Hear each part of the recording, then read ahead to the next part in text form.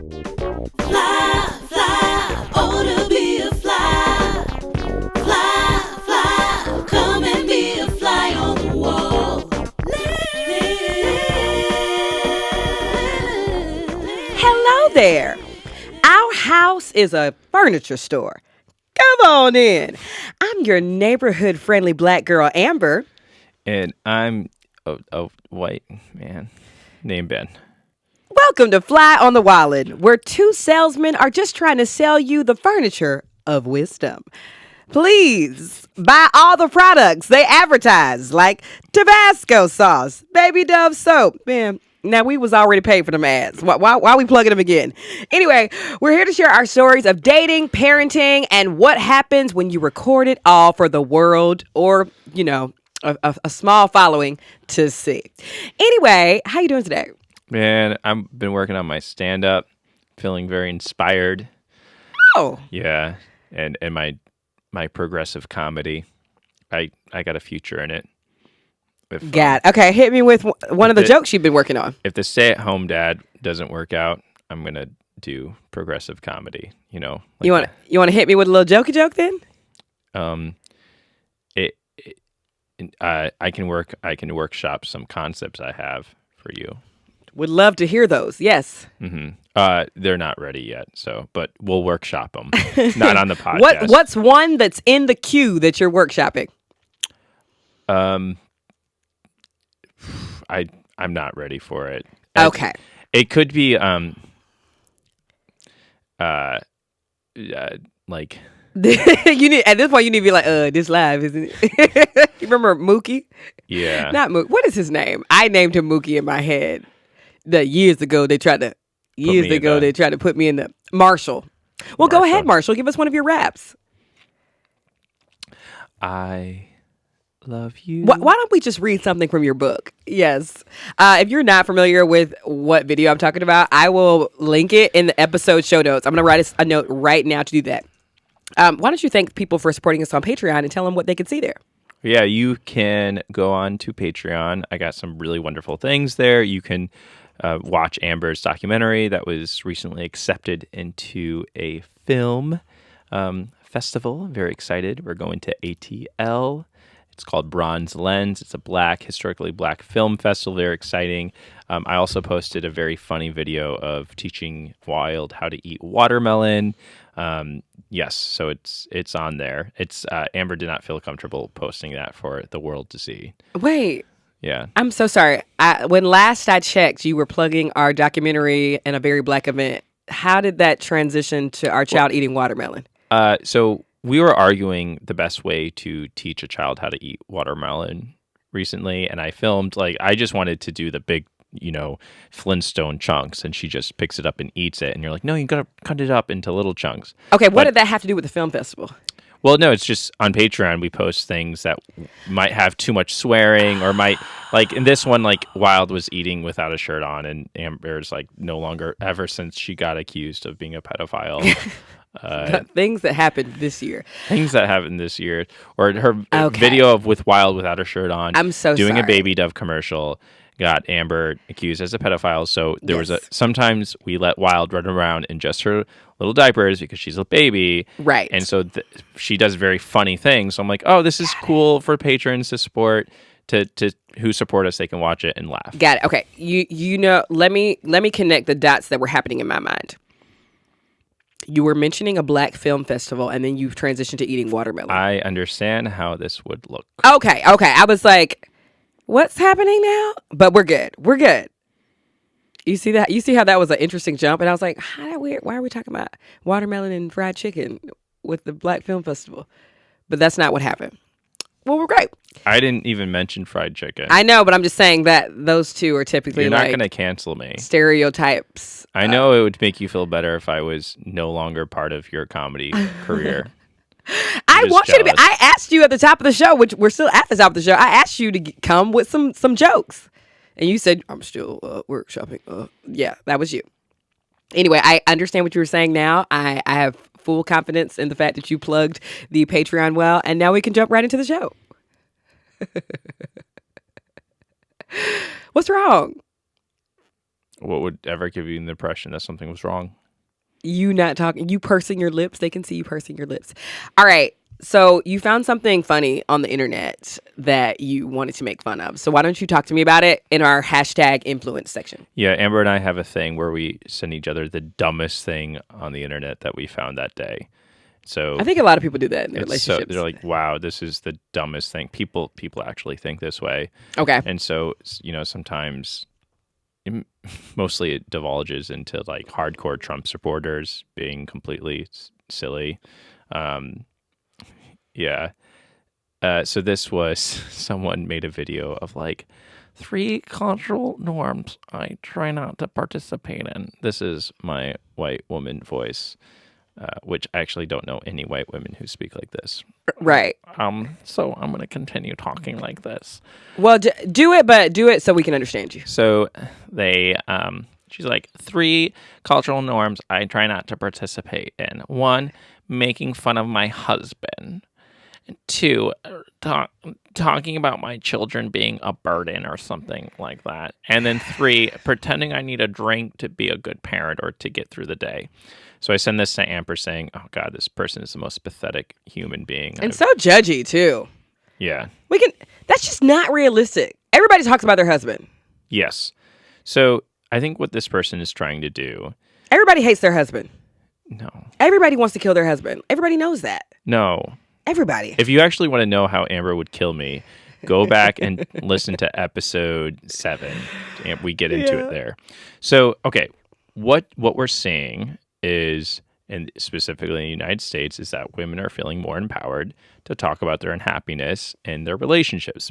And specifically the difficulty of marriage. So it's no longer this parenting. sweet, and parenting. It's like, my husband is all wonderful and he's so good. It's like, actually, no, we can make fun of men now because men culture is just stupid and funny. Yeah. And there's lots of parts of it, like men, the obsession of sports that most men feel. Yeah. Women feel it as well. Totally fine.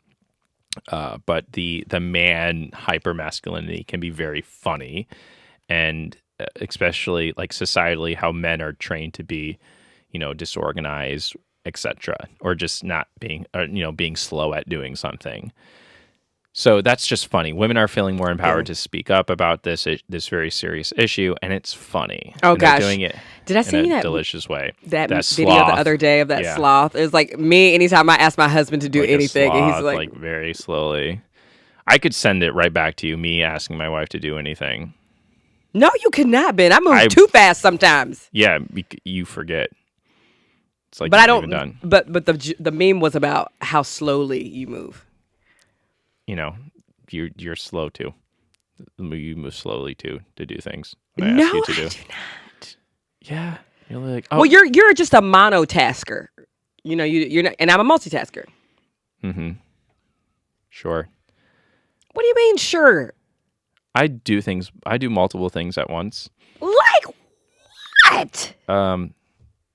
Scratch my balls and put away the dishes. I hope you're not scratching your balls while putting away our family dishes. Sweat and cook. That's multitasking. Yeah. But okay. Obviously. Anyway, this stupid ass little bitch was talking about, I don't talk about my husband. My kids aren't a murder. I love them. Yeah. My kids aren't a murder. Especially on TikTok. TikTok is, more women are on TikTok, from what I understand, than men. Okay. I think just pure numbers wise. And so it's become a place of like women becoming like this battle of the sexes at points, and recognizing that we live in a patriarchal society, and then doing funny things to deconstruct that, which I think is good and enjoyable. It's okay to hide from our kids and make fun of them. Yeah. It's fine. And also, kids are burdens, and I think and a lot of time, a lot of women have just been like, this is what I do. I have children and I move on. And now recognizing that this is a burden, and being open and honest about it is becoming more normalized. I think this person feels very uncomfortable. So I watched this video, and obviously this person... we'll tag it in the episode notes. Yeah, obviously this person feels under attack by this kind of cultural shift. And then also... I get the third one. What's the third one? Like mommy wine culture is a thing. I've never heard that phrase before. Mommy wine culture. There is a place for everybody. There's a bigger place on the internet for people that are like, we're not perfect. I'm trying my best to parent and go to work and be a great partner, and the shit is fucking stupid. And now I need a glass of wine to end my day. I don't think there's anything wrong with that. I just hate when It's funny. Yeah. It's addressing the issue that parenting is hard, and this person feels offended by that. Yeah. Right? And also it's weird that they're calling it a cultural norm. It has not always been a cultural norm. Definitely not. Like complaining about your family or just venting. This is very new, especially women feeling empowered to do this. Yes. And so I found that video very foolish and stupid and completely unaware of specifically American history. And I sent it to Amber. And I said, see how stupid this person is? It was dumb. Yeah, it was fun judging their judgy video. Yes. I actually felt better about myself. Like every day you should choose shaming. one. Yeah, parent shaming. Every day you should choose one person and say the worst things about them in your head, because tearing someone down can really truly bring yourself up. Right. That's what I've been trying to tell people. I just don't think like the internet has become like a diary, a place to complain, a place to feel seen. And sometimes you don't connect with every mom at music class that's just happy to be there or whatever. Sometimes you're like, I signed up for these music classes. I'm really tired. I have a deadline to meet, but I'm going to take my kid over here and I'm just holding on by a thread. And I love this new resurgence. At least you have enough money to take your kid to music. Yes, it's always that. And you're kind of like, I know, but I'm tired. And it's okay for me to be tired.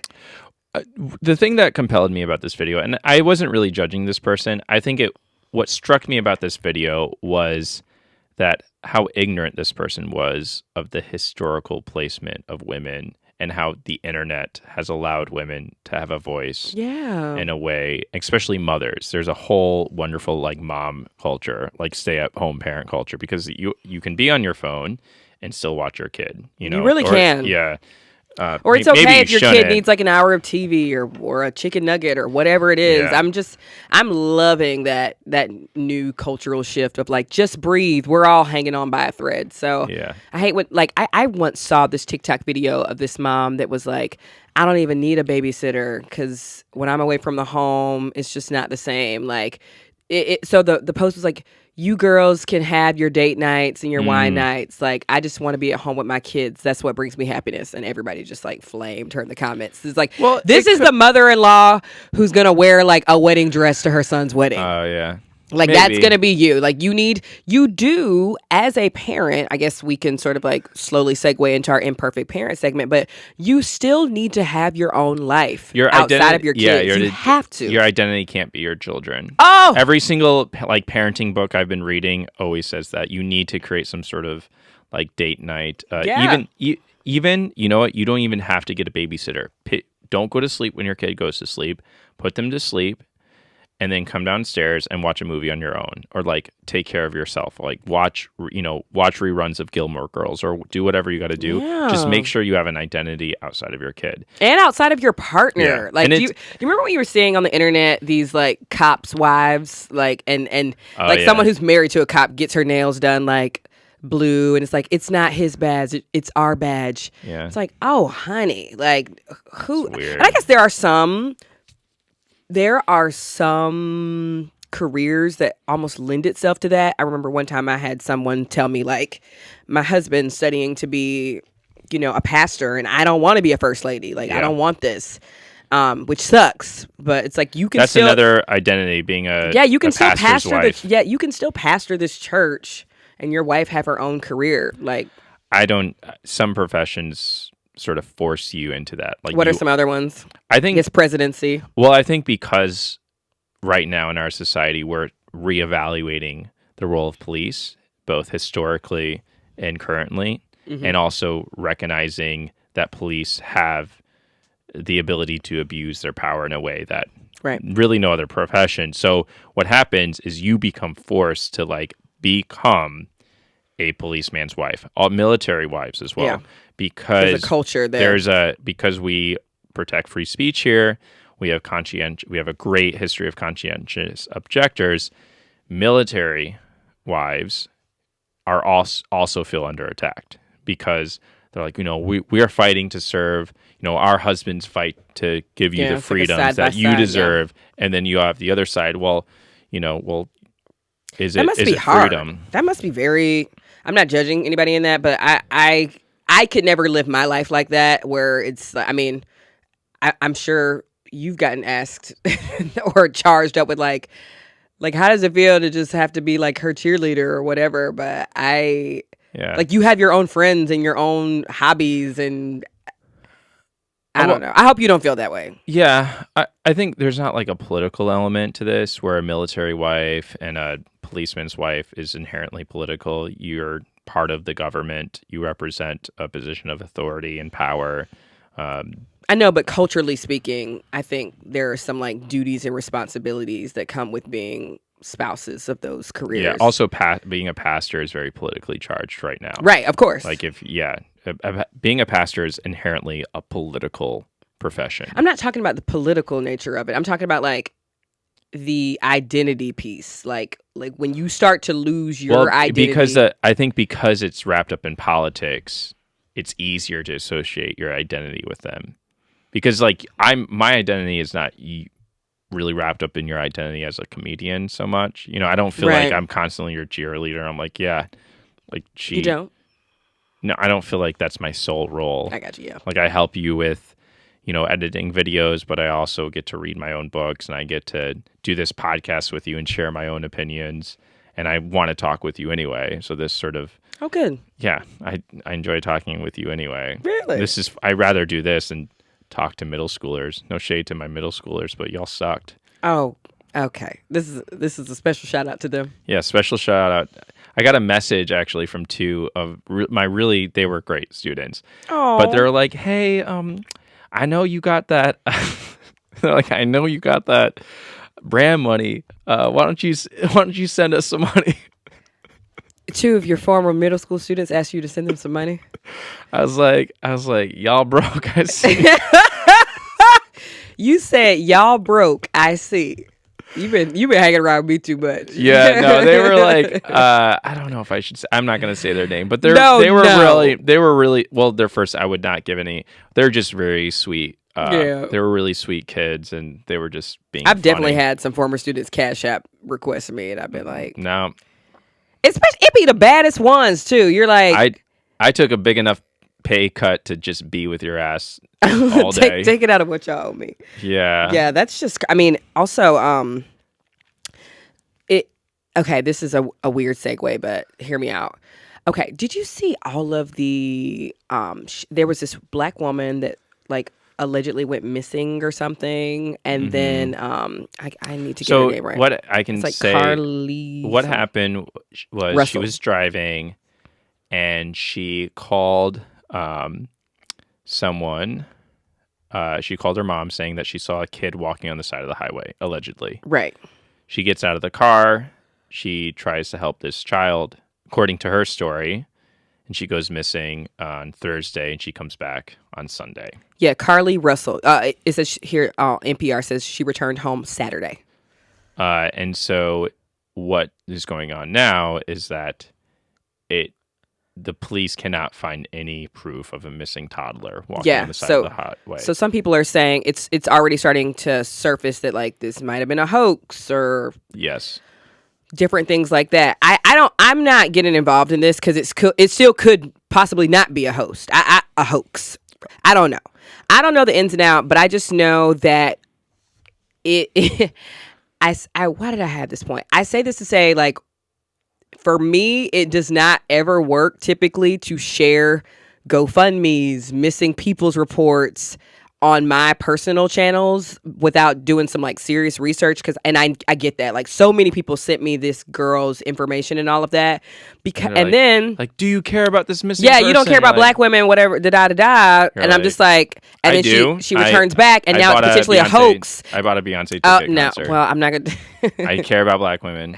But this is why I just want to say this to people who also create on the internet. It's like sometimes, obviously, we need to share things on the internet, really important things happening. But sometimes this is why, like when it comes to like the personal things, I hesitate before sharing, before having think pieces, hosting lives, before commenting, because something might happen where it's like, damn, it was a motherfucking hoax, and now I've lost my credibility. Yeah, I mean, the events surrounding this missing persons case is completely nebulous. We don't really understand. Right, what we happened. don't know. We don't know. She went missing. Claims that there was a toddler walking. There's no report of a missing toddler. Why did she go missing for 2 days? Who knows? They haven't really released that. So, and I think like there's I mean, we don't know. It could not be. I mean, hoax. I have no idea. I'm just saying this is why I avoid zero comment. Right. But all I'm saying is whether like she is the victim or like the villain of the story, that aside, this is why I personally like either silently donate to things or I will share Kickstarters, passion projects, investment opportunities of like, oh, this person's making a movie, this director helps me like show some love, show some support, or if somebody's selling some Girl Scout cookies or something like that. But we have people all the time sending us like, please support this GoFundMe, please support this, please, I just need Cash App, please, and it's hard because you're like, well, how much money are these people thinking I'm making? Like, what is happening? And then it's hard because you're like, this actually just might be a scam. Like that's where we are now. Well, yeah, people lie. People lie, regardless of gender, orientation. Oh yeah, of course. So just I just wanted to formally close out our hashtag influence segment. If you're somebody on the internet creating or gaining some visibility, like please use discernment when deciding what to share. Well, even that, just if you're gonna donate money or give money to somebody or someone, don't like fall into these traps of like influencers saying, hey, donate to this really important cause. Like, research the cause. Yeah, I always research who the cause. runs the GoFundMe, because sometimes in some of those GoFundMe situations, like it doesn't even get back to the pockets of the person who set it up. I'm not a fan of GoFundMe. Me either. For a couple of reasons. Me either. I think there are some problems with it. I prefer donating to like an actual business or just buying a product from a business or to give money to a very specific organization. For sure. Anyway, you want to move on? Yeah, we're on to the imperfect parent. You got a postpartum question for this. I did. We're going to do that today because Wild's doing great. You're still postpartum. Nothing new. She still can't float. You'll be post. Yeah, if you haven't listened, you go back to listen to last week's episode. Yeah. Amber. I'm just kidding. I don't care. I don't care if she sinks to the bottom. That's my little pollywall. Well, we don't want that. I got a postpartum question, and it says, "Hi, I'd love to hear about your experience postpartum. Is there any episode already on the topic? I'm having trouble finding it. If so, I'm just shy of 2 months postpartum, and I'm struggling with some body image stuff that I thought I resolved in my 20s, but here I am. Any advice will be great." And they also say love the podcast. And they also said they love the podcast. So like Ben said at the top of this, in my brain, like I will always be postpartum. This traumatic experience of having a baby, I will always check that box. And I am really in the season of like going back to what we were saying about having your own identity. I'm really in my me season of identity stuff. Like this is my time sometimes to be selfish. I love it. So I think I would cheerlead that. I would recommend 2 really big things to get to dive into the waters of self-love again. 1, therapy. We definitely went to therapy after a traumatic birth. Yes. And because I was in a space where I dreaded breastfeeding because it just became like I just want my body back. Like, I thought I had it back, and now I'm still tethered to you with this whole milk thing. And then I had low milk supply, so it was just like, It really sucked. yes. That was a good joke. So there was just like a lot of guilt and shame around that, and it's just not my fault. Like, it's just I'm getting way more comfortable being like, honestly, that's just not my fault. Yeah. My titties not having enough milk is really just not my fault. Hit the car in Is it front of kind me, of my not problem? fault. Yeah, hit the car in front of me, hit the car Not my behind me. fault. It's kind of just not my fault. But I had to go to therapy with Ben. Some of those sessions were with you, and I think we had one or two without each other, where I was just really needing to say, like, I don't want to have sex. I don't want to breastfeed. I just want to, like, hug my body and have my body back for a while. So I just kind of had to get out of my own head with that. I started supplementing breast milk and formula, and then we went all formula at one point, and obviously she's a year now, so she drinks regular milk. But She's an oat milk. She's an oat milk. Yeah, she's a bougie LA queen. But yeah, Ben and I going to therapy was a huge help because it just allowed us to like look each other in the eye and just say out loud, like, we have to talk about how you lost a lot of blood and how, like, you can't just keep pretending that didn't happen and things like that. The other thing that you had to learn, thinking back on it, especially the 6 months, is that Amber wanted to get right back into editing YouTube videos, doing our podcast, making TikTok videos, making people laugh. We had done this Kickstarter, so she wanted to get into editing this longer documentary, and you had to recognize that it's okay to take a postpartum break. And that is a luxury that you were able to afford because of the way, one, that my job gave me time off, so I got money from that. And then also we had saved enough money. And that is a huge luxury. And if you're able to, 2 months postpartum is not enough. And if you're already back at work, which most people in the U.S. are, they don't get that much time off. And if there's any way that you can just take a break from work or, work 4 or 5 days. And I know this is unreasonable probably for a lot of people, but if that's possible for you, I would recommend doing that, because Amber really tried to jump back in and she had to step back because she's like, all right, I had the baby. Once you sort of walked again, you were running, trying to work out more, but even then mentally you weren't completely feeling comfortable with yourself. So you needed to give yourself that extra rest. And if you can't do that, recognize maybe your weekends you have your partner or your family come in, take the baby. And so you can just, go on a walk by yourself, take care of yourself. Yeah. That's huge. I think looking back, I don't think I felt some sense of normalcy until about like 6 months postpartum. Mm-hmm. That was when I was like, oh, this feels familiar again. Just like little stuff, and not even clothes, because I had to get rid of all my clothes. Like I've had to start over. I've just had to accept that I am just like way more productive, and I'm stronger in this body, even though my old body and those old pictures make me think that person was stronger. But you were not nearly as happy.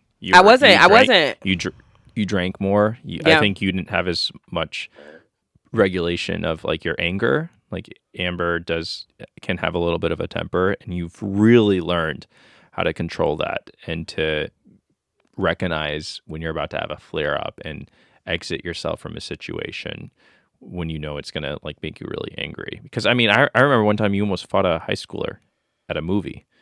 They were being racist. Yeah. There was, we had watched, this high schooler was Black Klansman, and at the end, they do a homage to the woman who was killed at the Confederate statue rally that the alt-right performed, the neo-Nazis. Yeah, so these kids were just like laughing and being like, she should have gotten hit, blah, blah, blah. So I was just infuriated. But yeah, to your point, I think I have learned how to manage my anger a lot better. Yeah. But I can't see you doing that now. No. You'd be like, these kids are idiots. No. Now I'm kind of like, why are you arguing with sis at Whole Foods? Yeah. And yes. And also in that specific situation, there was a kid, one of his friends telling him to shut up. I don't know if you No, I remember didn't this. see that. I just saw red. Yeah, she saw red, and so one of his kids was like, what are you? One of his Like, you're being friends a was like, jerk. what are you doing? I'm like, you need new friends, and, kid. You're and gonna I make literally like grabbed Amber's hand because she had a bowl of popcorn she was about to throw at this like teenager's head. it. Yeah. So Maybe he would have learned that day. I don't know. I would also or say, you would be brought up on assault charges. right. There. Which one of these are more likely to happen? Good point. I would also say, so the therapy and giving yourself time and space to love yourself again is so necessary. Sometimes being a good parent is not being a parent for a day. Yes. And the other thing I would say is find. I don't want to say like go to the gym if it's the body image thing. I do think it's important though to find some physical modality to be a safe space for you. We call that exercise. Sorry. Well, I'm sorry. Because it couldn't be. But exercise can be a triggering word for people. Yeah, but sometimes it's not exercise. Sometimes it's like leave the home, go meditate for an hour, come back. Like, so that's what I'm saying. Like, get physically remove. I cannot work out at home, me personally. No. And I was a huge yogi before Wild, and now I yoga sometimes, but like now I'm a gym girly. You know, can I call myself that? I go twice a week. But the gym was something that I never liked before Wild, and now it's like a different thing. Now you're a meathead. I'm a meathead. Steroids. Roid gut. But I think that finding a new something physical you can do, maybe it's and that even started with morning walks. Like, I think we both learned that we need to leave our home because our home can be a stressor sometimes because you're like, oh, this laundry needs to be done. Oh, that dog hair needs to be vacuumed. And so I think it's super important to find something, and maybe, you know, fingers crossed, that's kind of like a very supportive mommy space where you can go and be with other people that have shared that experience. And I went to a outside. mommy and me yoga class. Yeah. And it was really great to hear women talk about their postpartum experience. I realized that the class wasn't for me because you compromising the space. It wasn't called a mommy and me yoga. It was like parent and me yoga. But it was just mommies. Yeah. It was just mommies, and they were talking about some of these struggles, and your struggle, Amber, postpartum wasn't unique. No, of course not. Not unique. Of course not. Yeah. And I think because, I think a lot of women are made to feel it is unique, though. Yeah. And a third little thing I taught some of my friends, especially in the postpartum period, was like, if you are somebody out there who you're like, I'm not pregnant, I'm not going through that, but I know somebody around me who's going through it. I think that the best thing that you can do is to ask, when you see the mommy who had the baby, ask them how they are doing. Oh, yeah, because you've talked about this. I before. have, but I have to because you will suffer in silence, because the minute you have a baby, people open the door and they're like, "Where's my little wiggle?" And you're kind of like, "Well, I'm bleeding, but okay." Yeah. And it's not even like I'm jealous of my kid. And I wiggle. I wiggle too. I need that too. I need that friend to come in and say like, "So you almost died. How you doing? What do you need from me?" Like I think there just needs to be a little bit more love and shine on the parent that pushed that beautiful baby out. Yeah.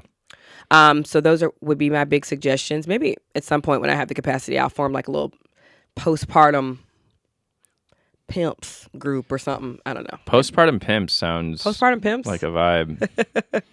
But yeah, love on yourself. Be patient with yourself, because 2 months is nothing. Like I started working out at the gym February of this year. So Wild was born in April of. So I didn't go to the gym until almost like 9 months, 10 months later. Yeah. So find that new thing that just makes you feel just right at home. And take care of yourself, because you did something like fucking amazing and incredible, like, and very, very hard, very difficult, right? Yeah. And make sure your partner is supporting you, because I did not, and not that this is directly correlated, but I did not experience postpartum depression. Of course, every now and then I felt guilt and just like a little bit of sadness for my old life, grieving that loss. But Ben was such a supportive partner throughout all of this that, like, when I did not feel like touching Wild for a day, he just like stepped in. Yeah. So thank you for helping me through. I will always be postpartum, so you just have to deal with that. And then when I get any lip from you, I want to remind you that I had your baby, right? Yeah, you did. Okay. You want to get into the I do's and don'ts of marriage? Or not just marriage. Marriage, dating, looking, Friendship. divorcing. It could be friendship too. You ready for this? Yeah. Letter 1. Dear Amber and Ben, I have been with my boyfriend about 2.5 years. We live together and I am over it. The relationship and living together. I did not sign up to clean after a grown-ass man. And when I bring up his inability to clean up after himself, he says I'm nagging him. As you might expect, I just end up cleaning after him anyway. However, this man has the audacity to part his lips and say, my magic fairy has been cleaning up after me again. My real question for him is, does he know that I am over this? I saw a TikTok where someone had pointed out that men take knowing that you are not happy as a rough patch, a tolerable amount of permanent unhappiness. What do you think? So one, you're enabling him when you clean up for him. So you need to stop doing that. And you need to break up with him. And I know that sounds like victim blaming a little bit, but you want a result, which is you want him to clean, and he's not doing it. And so he just sees this as a joke to him. Like, so if you respect yourself, you would stop enabling him and you would break up with him. Yeah, and I think this is something that I had to, like... I'm going to let you talk. I think you got it. I think, yeah, so this is something I did personally. It sounds like me and this guy, your boyfriend, have a lot in common. And Amber enabled me and basically just kept doing this. And nothing was fixing. She was getting really frustrated. And there was a level of me simply not knowing how frustrating she was getting because my understanding of cleanliness was very different. So 2 things had to happen. Amber had to stop enabling me, and then I had to, in the words of Amber, step my pussy up and start cleaning. But I had to be very firm with her because I wanted to change. I didn't like my behavior. So, but I could not change if Amber kept on fulfilling the need, right? Like, so there are certain moments in Amber's and I's life where she actually like sat me down and I would clean as she watched me, which sounds like crazy. But if you are not brought up and taught how to clean, cleaning is not natural, right? It's just not natural for us to clean, you know? Like you have to be taught how to wipe your ass, you have to be taught how to brush your teeth, and you have to be taught how to clean. I was taught 2 out of 3 of those things, and Amber had to fill some of those gaps.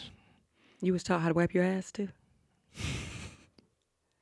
So that's my advice to you. I'm trying to count the 2 out of Just kidding. That's my advice to you. Don't clean for him or break up with him. Yeah, both. Yeah, and stop enabling him and sit and it sounds like you're just over this relationship, so you have to break up. But it doesn't sound like he knows you're over this relationship because he calls you his magic fairy. So I think this is a game to him, a joke to him. It is, yeah. And so I don't know your other relationship dynamic, but I'm saying just because this man doesn't know how to clean doesn't mean that he's a bad person, because I was not a bad person. I just had no one to teach me how to be clean, and Amber had never had to teach someone how to be clean, because even your brother is a great cleaner. He is. He's a great cleaner. So your mom taught he yells at his girlfriend about not cleaning. Yeah. Well, yeah. So your mom taught all 3 of you, Alicia and Aaron, how to be great cleaners. I did not get that same training. So Amber had to fulfill that training. So I want to be very clear. Just because someone doesn't know how to clean doesn't mean they're a bad person. So they just haven't been trained. So either train him or break up with him, but stop enabling him. So you got to stop cleaning for him. I would honestly take all his shit and just put it in front of his door. Or like if he has a separate space, like if he has a video game space, just put all his stuff. He has a little shoe rack. Take all his dirty dishes and just plop it on the shoe rack. I'm not cleaning these dishes. You need to clean them. The one thing I would add to what you're saying, I think you it's a little passive aggressive. No, you flawlessly did that. the one thing I would add to what y'all are saying is if you are trying to make it work with this person, I would find spaces that are just yours. Oh, So yeah, maybe I if y'all love live in, that. if y'all, I know in this economy, like how, but like if y'all live in a 2-bedroom, that's great because it's like, you know what? I'm going to keep my tidy little space with my tidy little closet and you can live in your pigsty. Yeah. We got that advice from a friend, Kimberly Vaughn. Yes, she was Yeah. like, why the fuck are y'all sharing a closet? Yeah, you should not share a closet. And now I have, I'm basically living out of 3 closets because I have a gym and workout closet. And then in the guest room, I have like any going out outfits closet. Yeah. And then, and then I just have like casual t-shirts and stuff in the closet that I share with Ben. So when that closet gets crazy, I'm not completely stressed the fuck out because I'm like, well, I got these other closets. But there was a time where you and I were sharing a bookshelf, we're sharing a closet, we're sharing a bed, we're sharing a bathroom. And those shared spaces got super stressful. Yeah. So when I finally was like, all right, I got a little office space downstairs, Ben can make a mess over there. That was helpful for me. Ready to move on to letter number 2? Yeah. Let's do it. Letter number 2. You did that, babe. Oh, you did that. Go home and do your laundry. All right. Letter number 2. We met in college as sophomores. We've been dating for 5 years now. We're getting married in September, and I've been going back and forth about changing my last name. Part of this is that I have associated my maiden name with my identity, and changing last names just seems like a lot of unnecessary effort and paperwork. A big part is that I also asked my fiance if he would go through the process to change his name for me, and he refused immediately. So I'm thinking, well, why should I go through the process of changing my name if you wouldn't consider doing the same for me? Maybe I'm petty. One of the pros of switching would be that if we were going to have a family one day, it feels like the supportive family thing to do to all share a last name with our kids if we decide to have them. But I'd also be okay showing our kids that a woman does not need to feel compelled to take anybody's last name if she doesn't want to. One last thing about my name. I love it so much. It really connects me to my brother and his family as well. What should I do? I'd love to hear your thoughts. Oh, do not change your name. I agree. Yeah, that's ridiculous. Nope. The reason that Amber wanted to change her name is because like the slavery trauma associated with her name. Like Thomas, you told me was like a slave name. You're like this, we could do Wallin. Oh my God. I probably did make it that dramatic. But also, You did I don't know, like you 100% made it. can I be mean for a second? Okay. I do think so obviously my last name came from my father's last name and that family and stuff like that. And I'm not trying to say they're not great people, but my paternal grandfather, my dad's dad, just wasn't that great of a guy. Like he would beat up on my grandma. They got a messy divorce and then he just slowly faded into alcoholism. So like unlike this person, that family name didn't really have any hyphenate your kids. It didn't really have a lot of weight for me personally. Your kids can do hyphens and that also. I think Ben and I, we've talked about this before, but sometimes we don't look like we're family members. So I would send Ben to the store to get a package for me and they wouldn't give it to him because the last names were different. So I was like, why don't we just have the same last name? The baby can have the same last name. We can just make it one big thing. But also like if you're saying like no, my family and that name means a lot to me, like if my family had some sort of family business in that name, I would not have taken Ben's name. Absolutely. You should not change your name. And it is pretty, we fell into the tradition of like the woman's the property and takes the last name, like we did. A lot of people do. That is the tradition. That is the tradition. That's the start of the tradition, but that's not why we did it.